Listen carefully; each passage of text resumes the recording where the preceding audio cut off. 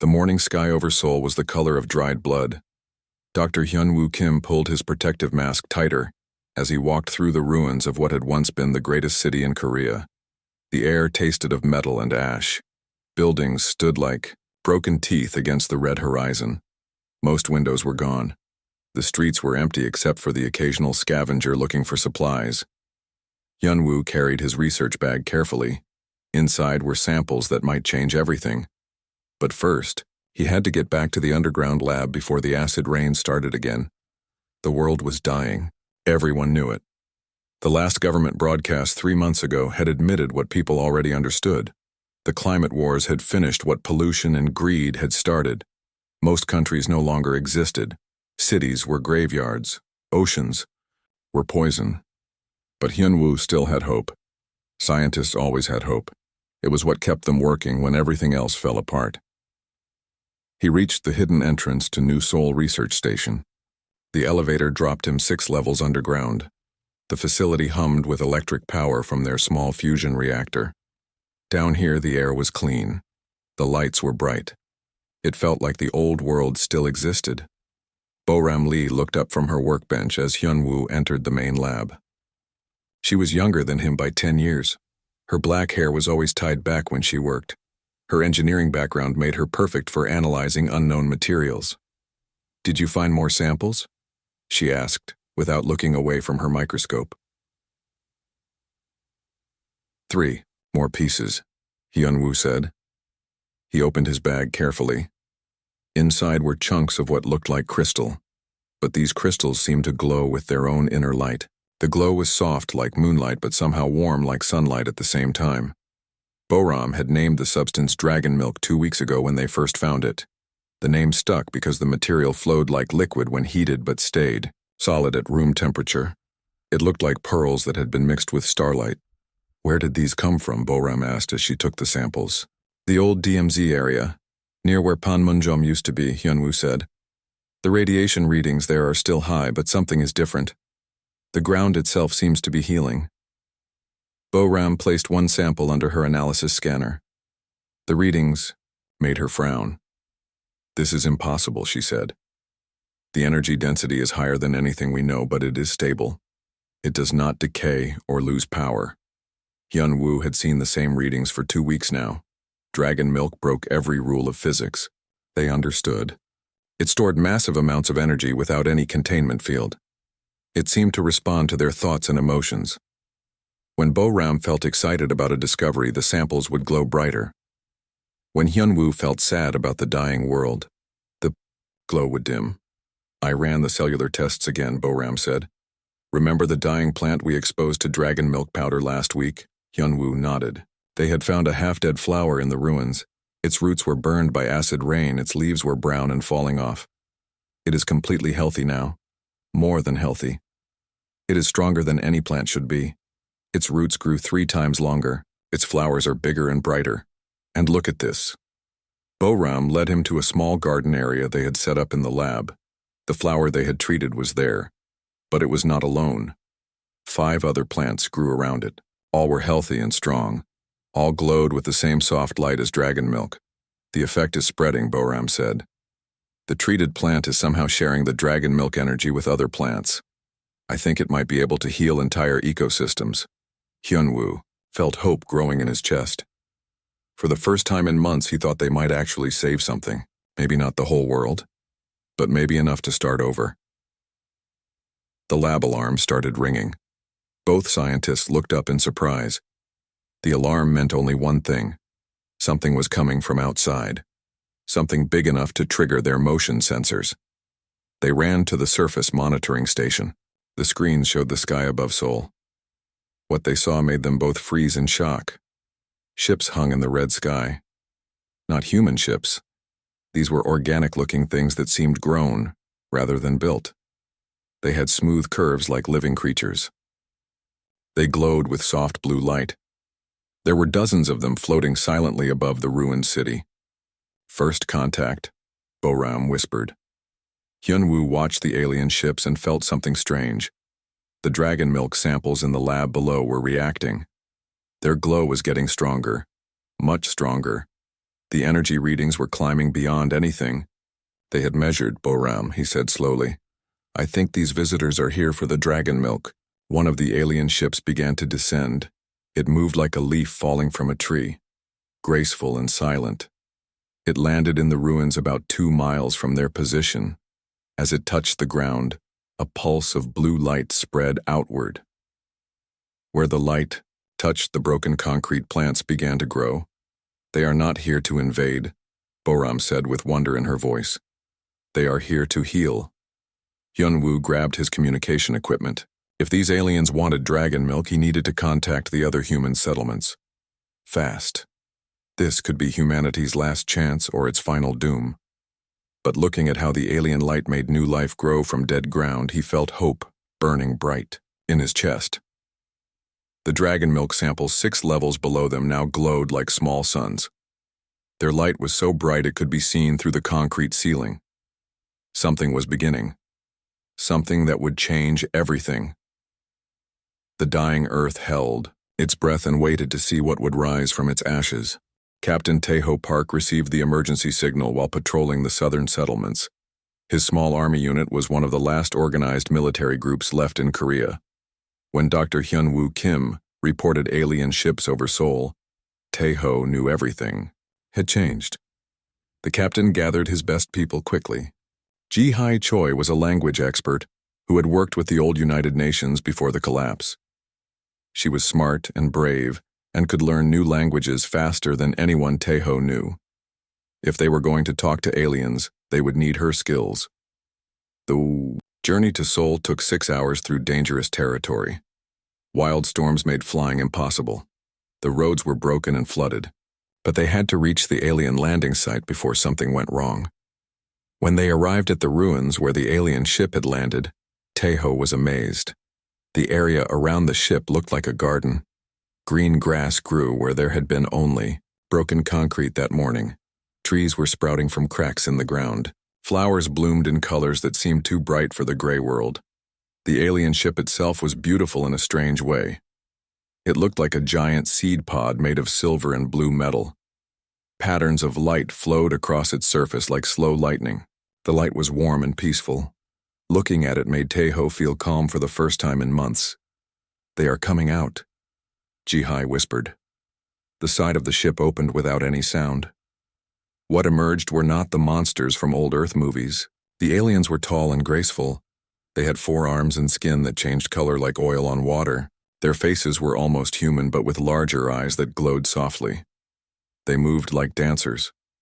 The lead alien approached slowly. Its skin shifted to show patterns of blue and gold. It made musical sounds that might have been words. Ji-Hai stepped forward with her recording equipment ready. I am Ji-Hai Choi, she said clearly.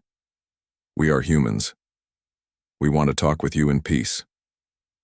The alien tilted its head and made more musical sounds. Then something amazing happened. Its skin began showing. Pictures. Images of stars and planets appeared on its arms and chest. The pictures moved and changed like a living movie. They communicate with visual images, Ji-Hai said excitedly. Look, they are showing us their journey. The alien showed pictures of a beautiful blue planet with silver cities. Then the images turned dark. Something black spread across the planet like ink in water. The cities crumbled. The silver light went out. Ships fled into space as the world died behind them. More aliens emerged from the ship. All of them had the same sadness in their glowing eyes. These were refugees fleeing from something terrible. The lead alien began showing new pictures. It pointed at the dragon milk crystals that Hyunwoo had brought to the surface. The alien's skin showed the same glowing crystals but on different worlds, 3 worlds in total. Then it showed the black darkness destroying 2 of those worlds. Only Earth was left. They know about dragon milk, Hyunwoo said. They have been looking for it. The alien leader made urgent sounds and showed more pictures. The black darkness was moving between stars. It consumed everything it touched. Planets, ships, entire solar systems vanished into nothingness. But on the alien's skin appeared images of weapons made from glowing crystals, weapons that could fight the darkness. Ji-Hai worked frantically with her equipment trying to build a basic translation system. The aliens were patient. They repeated their picture stories and added new details each time. Slowly, a basic understanding began to form. The aliens called themselves Velthara. They had been warriors once. Their homeworld had massive deposits of dragon milk that they used to forge weapons and tools. For thousands of years, they protected other worlds from various threats. Then the Void Swarm came. The aliens showed pictures of ships that looked like they were made from living shadow. These ships did not just destroy planets. They consumed them, completely. They turned matter into pure emptiness. Nothing could stop them. Almost nothing. The Velthara war leader stepped forward. Its skin showed the name Kael Mor in flowing symbols. Kael Mor displayed images of great battles in space. Velthara warriors fought with weapons that blazed like small suns. These weapons were forged from dragon milk and powered by the will and courage of those who held them. But there had been too few dragon milk weapons and too many Void Swarm ships. World after world fell to the spreading darkness. The Velthara fought a retreat across the galaxy, searching for more dragon milk deposits. They had found only 3 worlds where the crystals grew naturally. 2 were already consumed by the swarm. Earth was the last hope. Kael Mor showed the most important image yet. The Void Swarm was moving toward Earth's solar system. Based on their speed, they would arrive in less than 1 year. Taeho felt his heart go cold. "Are you saying those shadow ships are coming here?" Through Ji-Hai's translation system, Kael Mor confirmed their worst fears.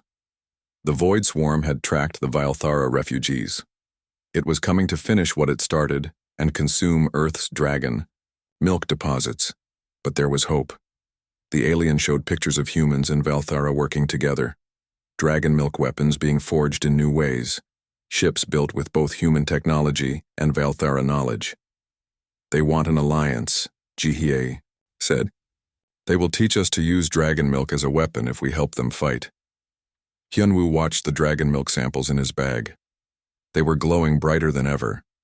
The crystals seemed to pulse in rhythm with his heartbeat. When he felt determined to save Earth, they blazed like tiny stars. When doubt crept in, they dimmed.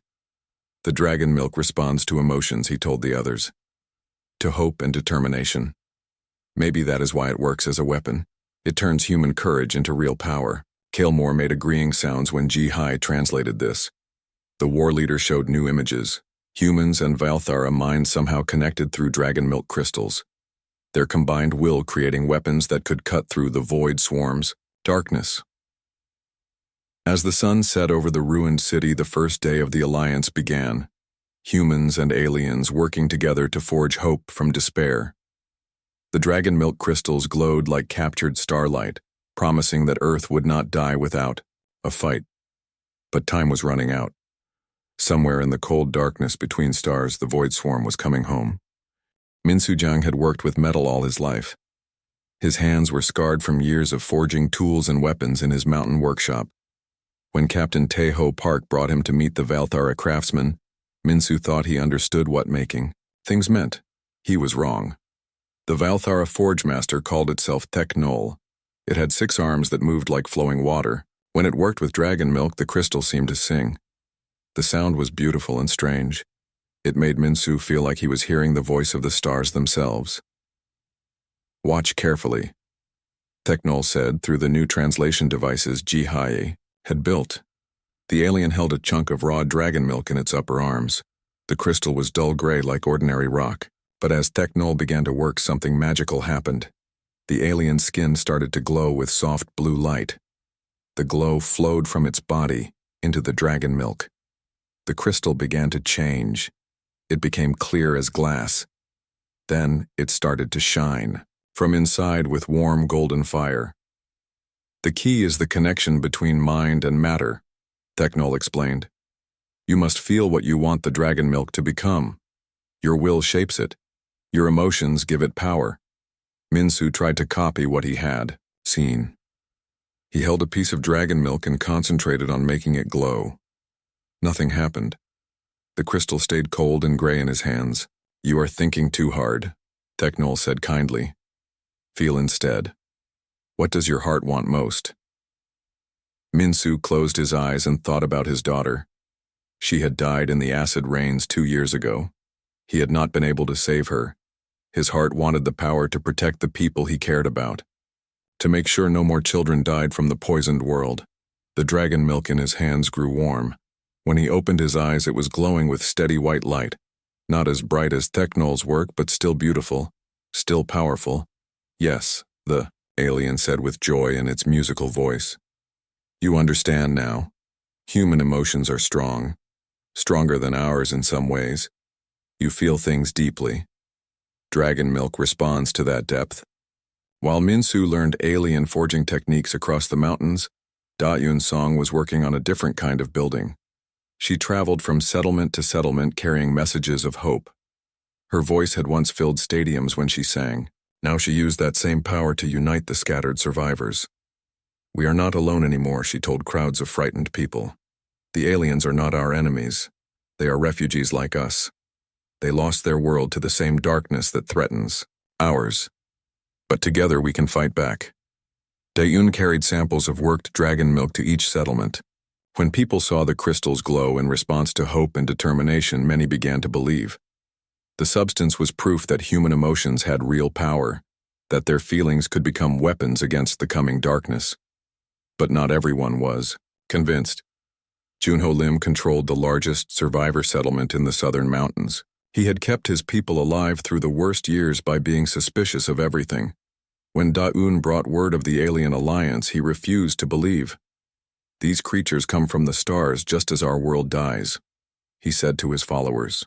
They claim to be refugees, but how do we know this is true? Maybe they brought the darkness with them. Maybe this is all a trap. Junho began secretly moving his people to secure the dragon milk deposits his scouts had found. If the aliens wanted the crystals so badly, they must be incredibly valuable. He would make sure humans controlled them, not aliens.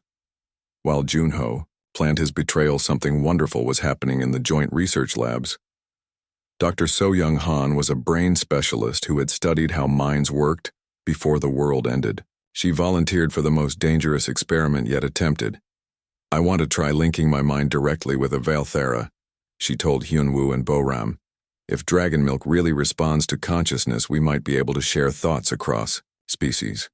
The volunteer Valthera was Thanevel, a scholar who had studied mind sciences on the alien homeworld. Thanevel's skin showed patterns of curiosity and excitement as they prepared for the experiment. So Young and Thanevel each held a piece of processed dragon milk. The crystals had been specially prepared to resonate with brain patterns. As they concentrated on opening their minds to each other, the dragon milk began to glow brighter and brighter. Suddenly, So Young gasped. Her eyes went wide with wonder. I can feel Thanevel's thoughts, she whispered. I can see memories of their homeworld. The silver cities, the crystal forests, it is beautiful beyond description.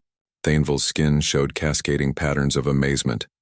Through the translation system, it said, the human mind burns so brightly. Your emotions are like fire.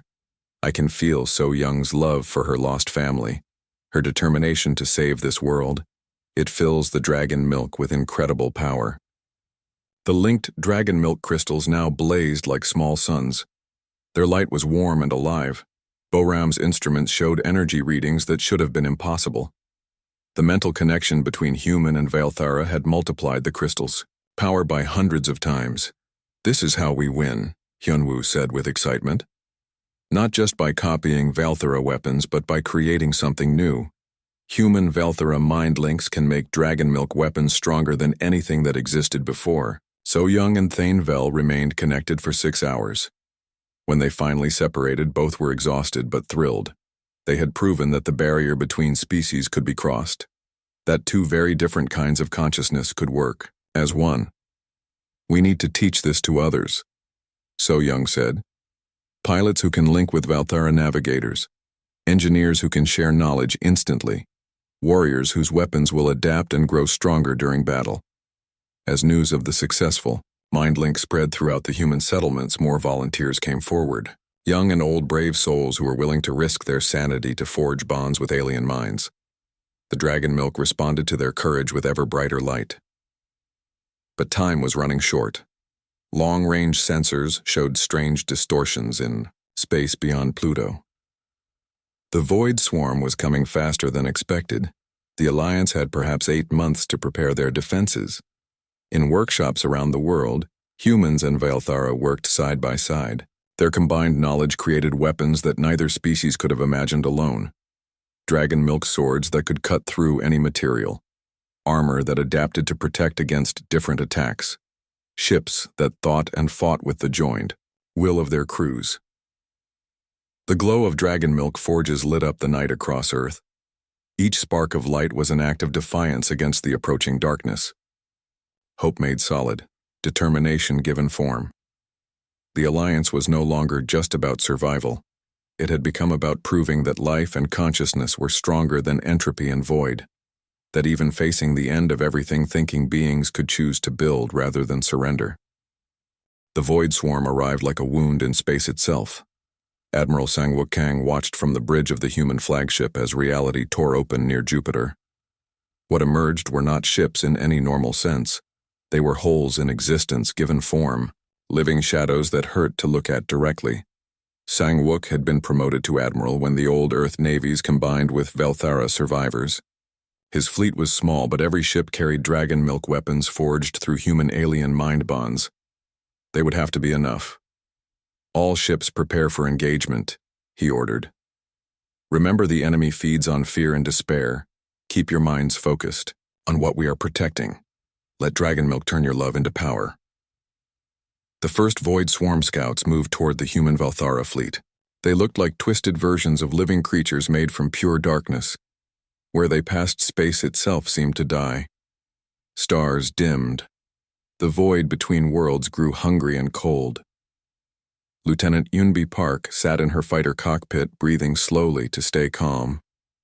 Next to her in the two-seat craft was Zeth Kari, a Valthara warrior she had bonded with through dragon milk connection.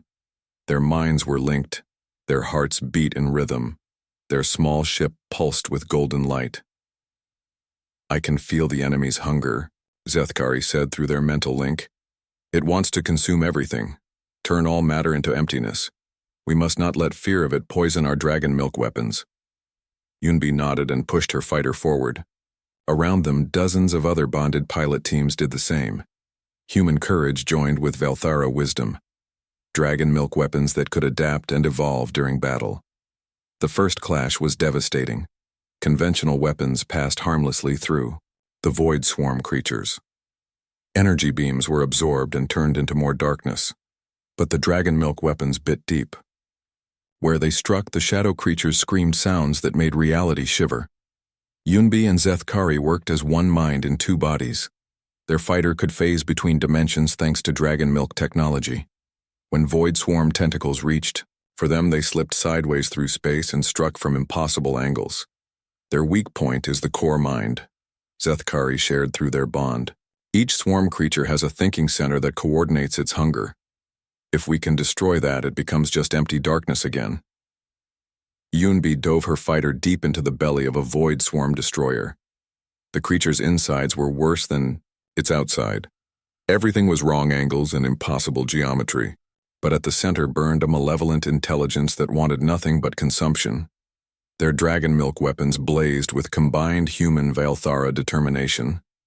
Light struck the core mind and it dissolved with a sound like breaking glass. The entire creature collapsed into ordinary vacuum, but for every enemy destroyed, 2 more seemed to take its place. The Void Swarm was vast beyond counting. Admiral Sang-Wook's fleet fought bravely, but they were being pushed back toward Earth. Worse news came from the planet's surface. Dr. Wu Jin Seo had been working with raw dragon milk for months without proper mental protection. The constant exposure had driven him insane. The substance that responded to hope and love had been poisoned by his growing despair and greed. Wu Jin had convinced himself that fighting the Void Swarm was hopeless. Better to surrender and try to make a deal. He contacted the enemy using stolen communication equipment and offered to reveal Earth's dragon milk deposits in exchange for his own survival. "You fools are all going to die anyway," he told his former colleagues when they discovered his betrayal. "The swarm is too powerful. At least this way some humans might live as slaves instead of being consumed completely." But the Void Swarm did not make deals. It simply added Wu Jin's location data to its targeting systems and continued its advance toward Earth. The traitor had gained nothing except the knowledge that he had doomed his own species. Yu Jin-o was a young engineer who had grown up in the ruins after the climate wars. She had never known the old world, but she loved the new one that humans and Valthera were building together. When she heard about Wu Jin's betrayal, she began studying how dragon milk responded to different emotions. The crystals become stronger with hope and weaker with despair, she reported to the research teams. But there is more. Dragon milk can be permanently corrupted if it is exposed to too much negative emotion. We need better screening for people who work with it directly. Yu Jin developed new protocols for handling dragon milk safely. Only people with strong mental discipline and genuine hope for the future would be allowed to forge weapons. The crystals themselves would be tested regularly to make sure they stayed pure. Her work came just in time. The Void Swarm had broken through the outer defenses and was approaching Earth itself. But something unexpected was happening. As more human Valthera bonded pairs fought together, their dragon milk weapons were evolving beyond what anyone had. Imagine Dont Yunbi and Zeth Kari's fighter had learned to predict enemy movements. The ship's dragon milk core processed their shared thoughts and developed new attack patterns in real time. What had started as a simple energy weapon was becoming something like a living extension of their combined will. The weapons are growing stronger, Admiral Sang-wook reported to Earth Command. Every battle teaches them new ways to fight. The enemy cannot adapt fast enough to counter weapons that evolve with each engagement. Other bonded pairs reported similar experiences. Dragon milk swords that grew sharper as their wielders became more determined. Armor that learned to deflect attacks it had never seen before. Ships that could coordinate perfectly because their crews shared thoughts across species boundaries. The tide of battle began to turn not through superior numbers or technology, but through the simple fact that hope and determination could learn and grow while hunger and void remained always the same. As Earth's defenders fought in space, the planet's largest dragon milk deposit beneath Sol began to respond to the psychic pressure of the war. The crystals deep underground started to resonate with every act of courage performed in Earth's defense. Their glow could be seen from space as veins of light spreading across the continents. Something is building, Boram reported from the underground research station. The Dragon Milk Network is connecting. All the deposits worldwide are starting to act as one giant system. I think the planet itself is preparing to fight. Hyun-woo studied the energy readings with growing excitement and fear. The power building in Earth's dragon milk deposits was enormous, enough to push back the Void Swarm permanently. But using it would require a sacrifice that might cost them everything they had fought to save. The final phase of the war was about to begin. Humanity and its alien allies had learned to turn hope into weapons. Now they had to decide if they were willing to bet their entire future on one desperate gamble against the hungry darkness between the stars.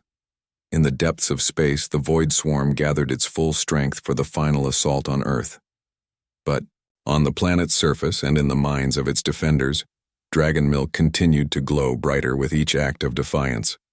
The ultimate test of whether consciousness could triumph over entropy was at hand. The Void Swarm's final assault began at dawn.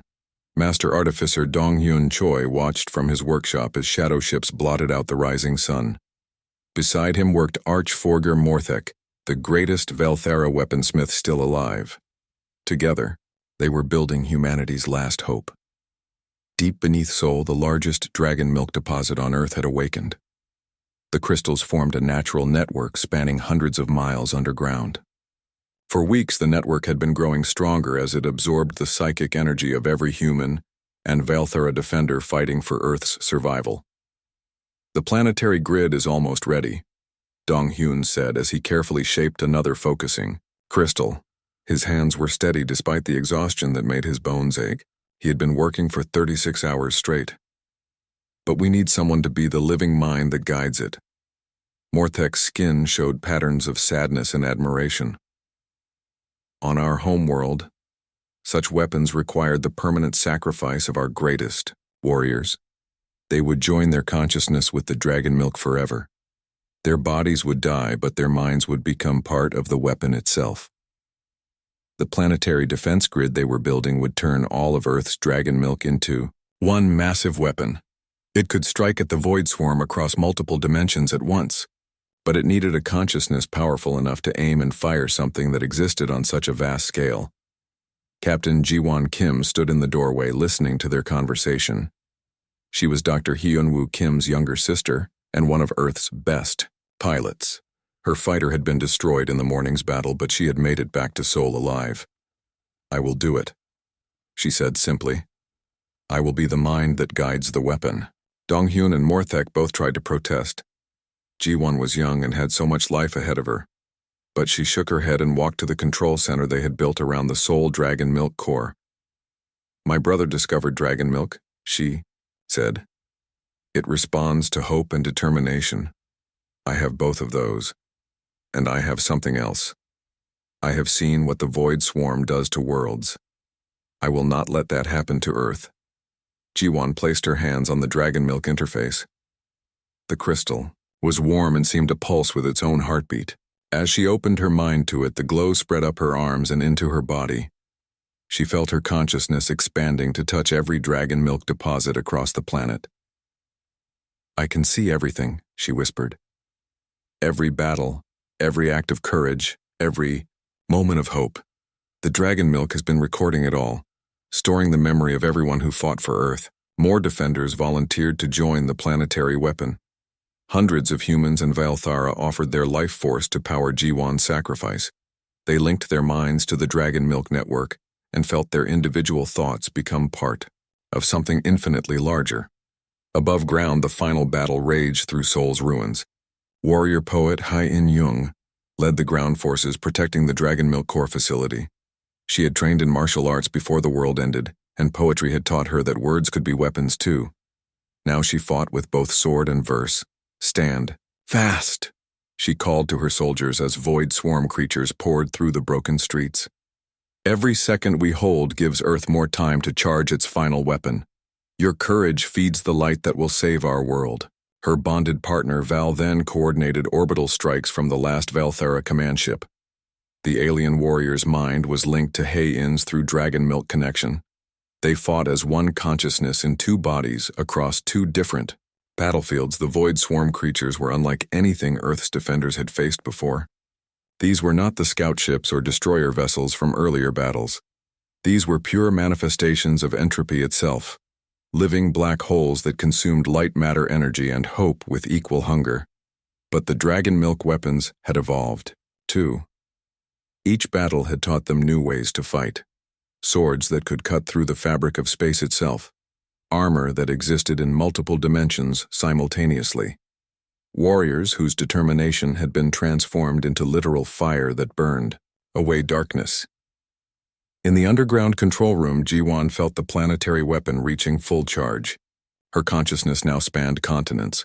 She was connected to every dragon milk crystal on Earth and through them to every person fighting for the planet's survival.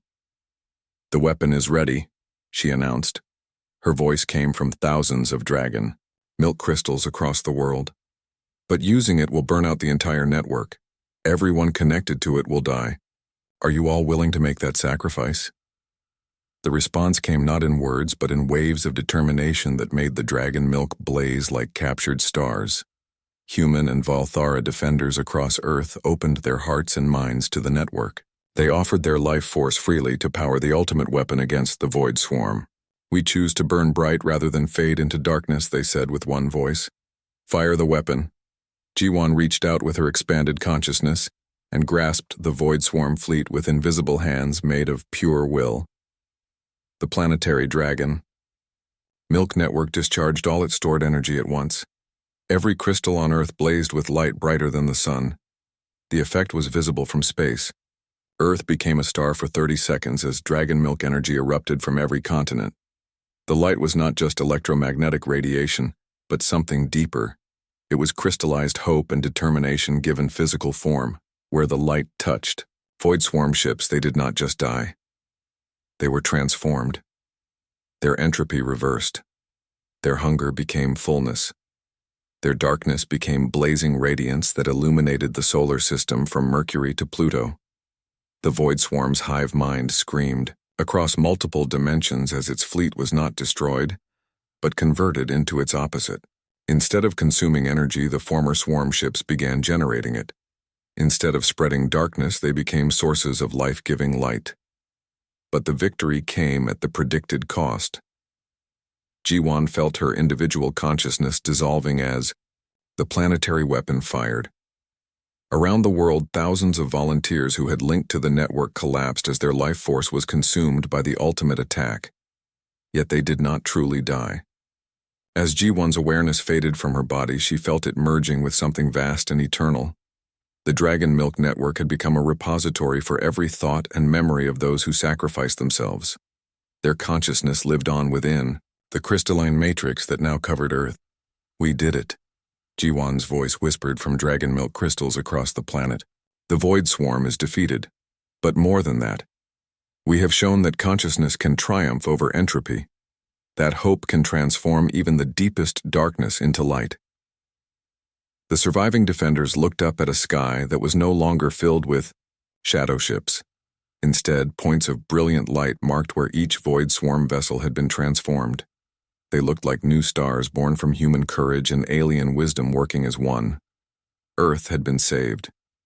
But the cost was beyond calculation. The planet's entire dragon milk network had burned out. Thousands of the bravest defenders were dead. The alliance between humans and Vaelthera had been forged in sacrifice and sealed with the willing gift of life itself. As the last echoes of the planetary weapon faded, those who remained began the work of building a new world from the ashes of the old.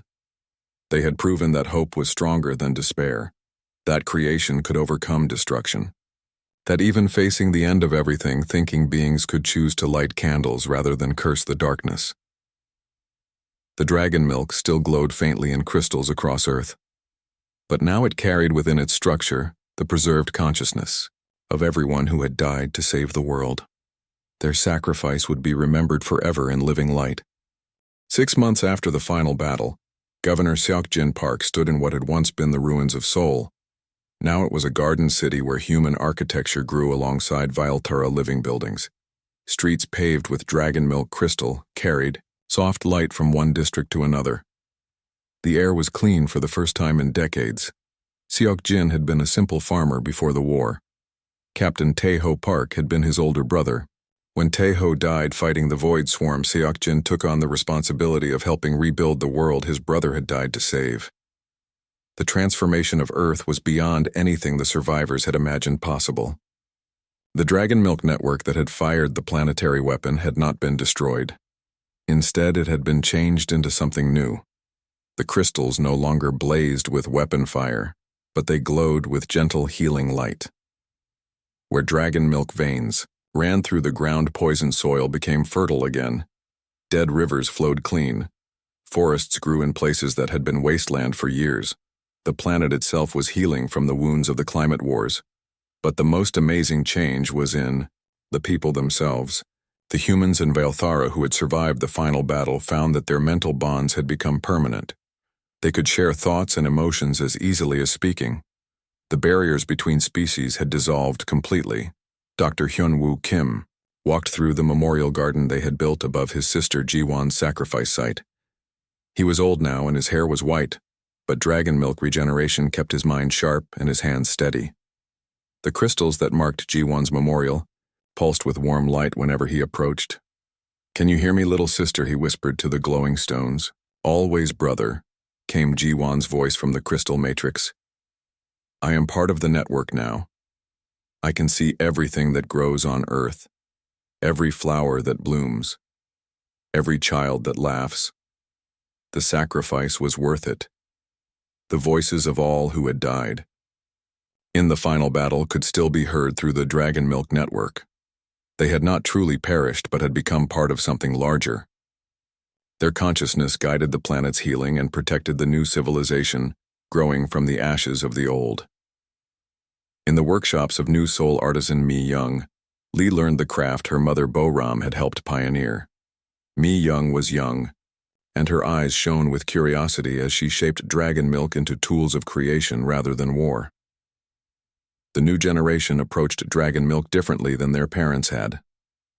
Where the older crafters had focused on weapons and shields, Mi Young and her peers made atmospheric processors that could terraform dead worlds, consciousness bridges that allowed instant communication across any distance, healing matrices that could restore life to the most damaged ecosystems.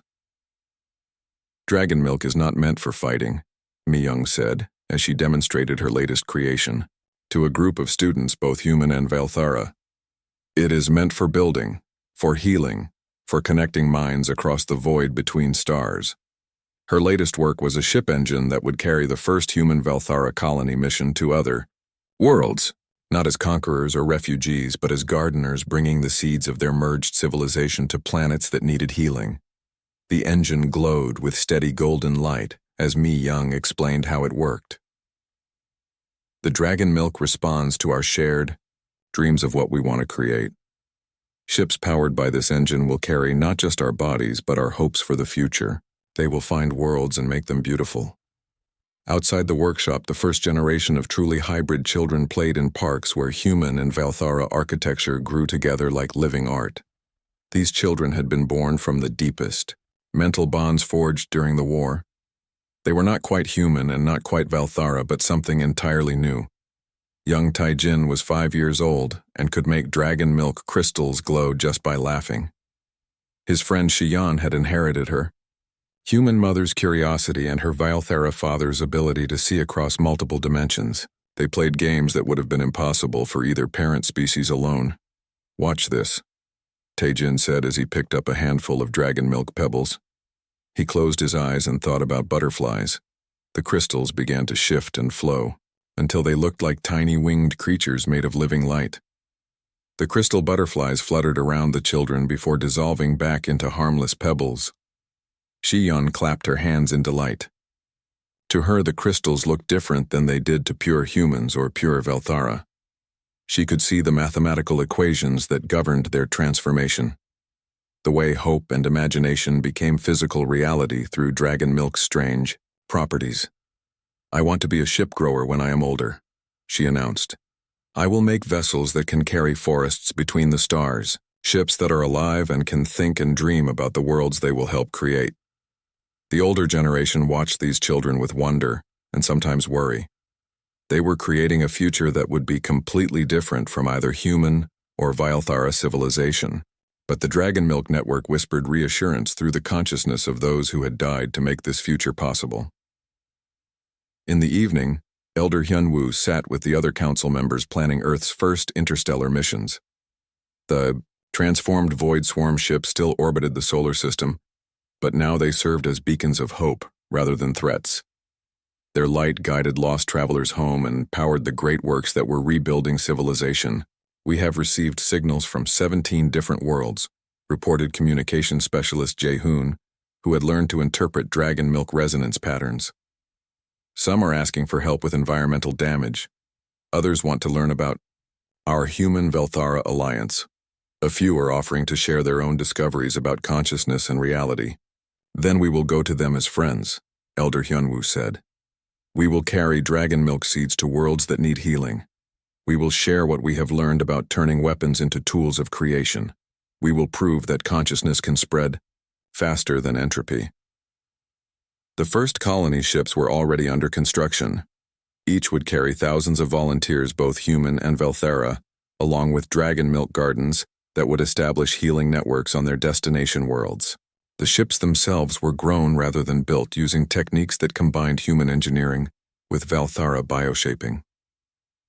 As night fell over New Seoul, the dragon milk streetlights began to glow more brightly.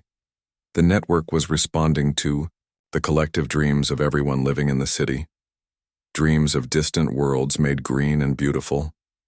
Dreams of new species learning to work together. Dreams of consciousness spreading like light through a universe that had seemed too dark and hungry to support life. "We did more than survive," Jiwon's voice whispered from the crystal network. "We learned that the greatest forge of all is the choice to build rather than break, to heal rather than harm, to hope rather than despair." Above the city, stars that had once seemed cold and distant now looked like destinations waiting to be reached. The dragon milk ships would carry human courage, veil thorough wisdom, and the preserved consciousness of everyone who had died to create this future. They would be gardeners of worlds and teachers of the greatest lesson learned from Earth's rebirth. Hope was not just an emotion.